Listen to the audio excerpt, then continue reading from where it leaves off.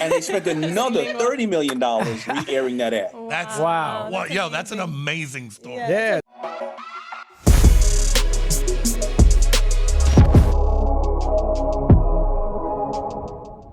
And today, who we got on the podcast on Negative to Positive, and for me, it's amazing to have him here because, you know, all of us, I feel, share similar stories on how we've come up and found a way to take the word no, you're crazy, it's impossible, it'll never work, I don't know what you're thinking, you'll never become that. And he took it and has taken it to a whole nother level. And this is a person that has not only revolutionized what it is fashion, how to take it from the street to the corporate ladder and still keep it street and hustled his whole way through, and then took that same hustle onto Shark Tank now, which they're now on 12 seasons. And I was actually there when they first started talking about it, which we will talk about. So I want to say thank you to our next guest, DAYMOND JOHN. I appreciate you for being here, my friend. Thank you. What's happening? What's up, Dame? Everything good? Yeah, you already know. We're about to get into it. Oh man, that's good to hear, man. So D, first of all, where you reporting from? I'm from I'm in Cole, New York. I'm upstate New York in the middle of the woods, and it is freezing up here. Well, I wish I could say the same, but we're not. Sunny, beautiful South Florida. Yeah, you know, it's for Miami folks, for us to, it's cold when it hits about 70. Yeah. As you see, I already got a little jacket on. It's maybe like no, it's 25 72 degrees here right now. Woo, woo. That's when you know your testicles go and become raisins. It's like, man, where are these things? What are this? What's going on right now? Look at D. That's like, Nah, man, but hey, enough of the playing around. I wanted to get you on so that you could tell your story on how you took FUBU, and which is, for everybody out there that doesn't know, stands for us, by us, all right? How you took FUBU with the team, took it to a whole nother level, right?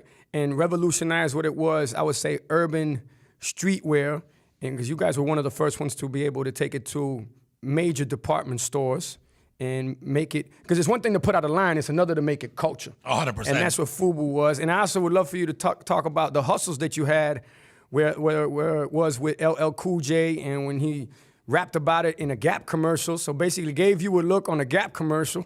I'd love for you to talk about that. And then we'll get into, as far as I know, you have Black Entrepreneur Day.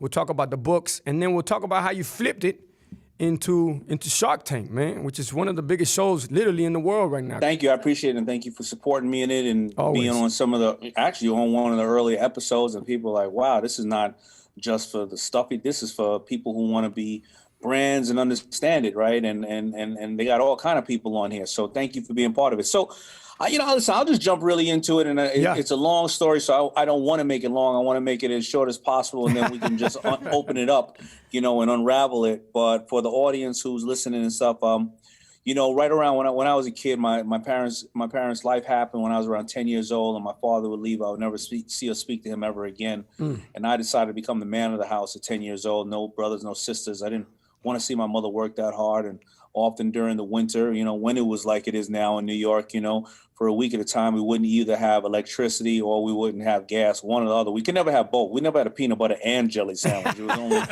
one way or another, having to bathe out of a pot that you put on the stove But I just wanted to always work, and I wanted to take care of my mother. I don't think anybody wants to see their mother work that hard. But there was this, as if we want to talk in the lingo of today, there was this new emerging technology that was coming out, and it was called hip hop. That's right. And it was at that time when I was 10, 12 years old, I never saw what was happening in the streets of Miami and Little Havana or in the streets of Compton, because they didn't show that on the 6 o'clock news. But through this new form of music, kids didn't have to play an instrument or harmonize, and they were communicating through this music about their hopes, their dreams, their loves, their aspirations, police violence, everything else. And I realized that people, all around the country, all around the world had the same plight that I have. And hip hop, as you know, ain't something that you listen to. It's something you live. It came with a way to walk, talk, and dress. I don't care if you want to call it ebonics, bebopping, or whatever the case was. And every time we would buy clothes, there was a functional reason we were buying clothes back in the days as kids who were hip hop. If you were breakdancing or popping, you needed the pants to come down really tight on the bottom so they wouldn't hit during a windmill. Or if you only had one red pair of jeans and you wanted to stay clean and look clean, you iron them things every week. But then, you sometimes don't catch the mark. So now you got 30 lines in your red jeans that look crazy. So what do? You go and get a pinstripe all the way down it, like you sew a little line down. So anyway, it came with a way to look. And if Pitt, you was walking across the street and I was walking on the other side and I didn't know you, but I saw you rocking something a certain way, I knew what you listened to. I knew the clubs you wanted to be. I knew the cars you wanted to drive and all that kind of stuff. And it was a way that we were communicating without having to communicate. Yes, sir. But I found that these designers that we were buying from and maybe it was a rumor at that time, I don't know, but they didn't like black people. They didn't like Latinos. They didn't like hip hop kids. They didn't like kids from inner city. You know what? I'm making a pair of 32. So why the hell are you buying a pair of 36? I don't want you to do it. I'm going to take your money, but I ain't going to mess with you. And I got offended at that. Yeah. Companies like Timberland were like, well, we don't make our boots for drug dealers. Well, if you technically make the best boot in the world and you selling it to construction workers or hikers, you shouldn't be making a pair of kiwi or strawberry Timberlands. You're making it for us. You know what I mean? So I came up with an idea. I'm going to come up with a company called Forest Bias. It's not about only a color. It's about a culture, because I didn't want to be a bigot the same way they were. I would dress third base. I would dress Beastie Boys. I didn't care what the color, as long as you was ill and you was somebody we could respect on the street. And I remember it was 1989.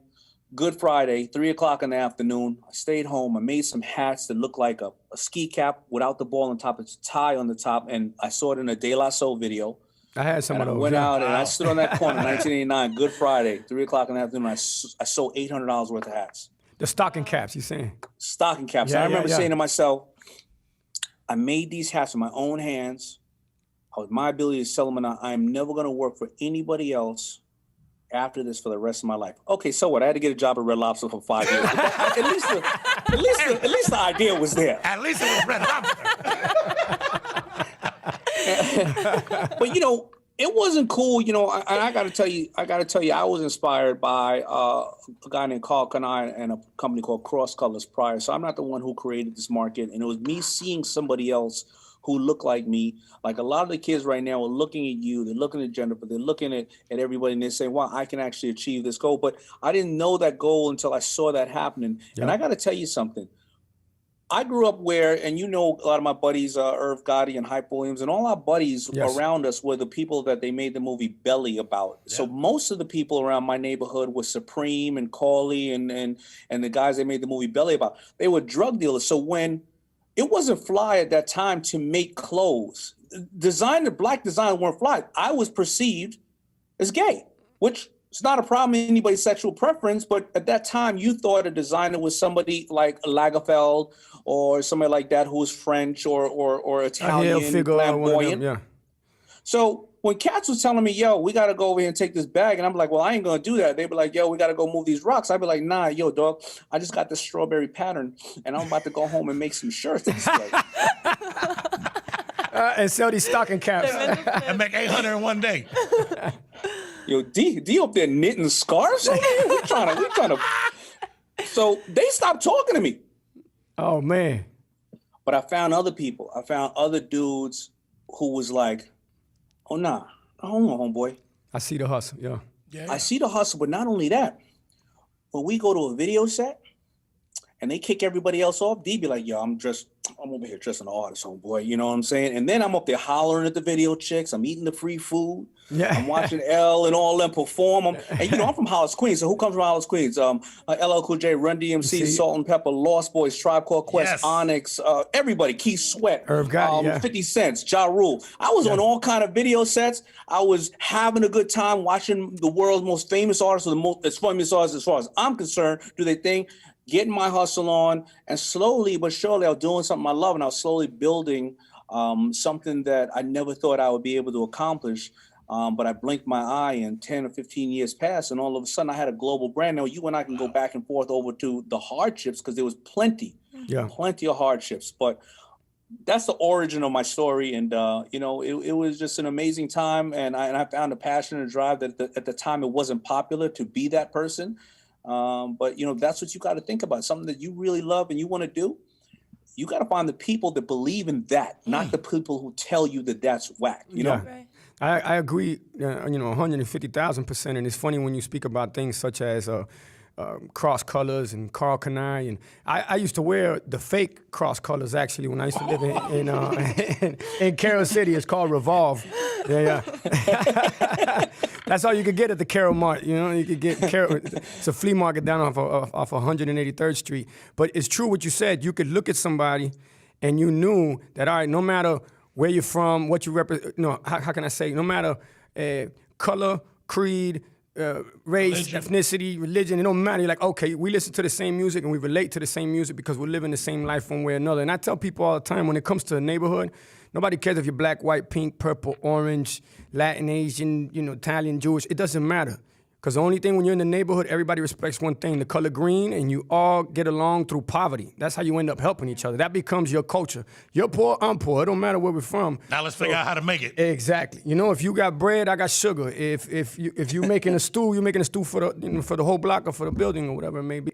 It's crazy how I would say now that fashion and what it's become, it's almost like the opposite. It's hard to see who's really going through something or not sometimes. You know what I mean? Since it's become so popular. Mm-hmm. Right. I would say. But clearly you guys were a part of that. And when I speak about that commercial, so for nobody that they don't know about it. So LL Cool J did a Gap commercial, and that was pretty much the first time that they brought in, let's say, a quote-unquote rapper to do a commercial where he's rapping the whole time. And this commercial had to be running all the time. It had to be, I don't know what the campaign behind it, how many millions of dollars behind that Gap put behind it, let's just say, right? And in the rap, he's wearing FUBU, and he's rapping about FUBU on a Gap commercial. Wow. He says, for us, by us, and he puts it in the rhyme. Yeah. Now, how did you hustle that?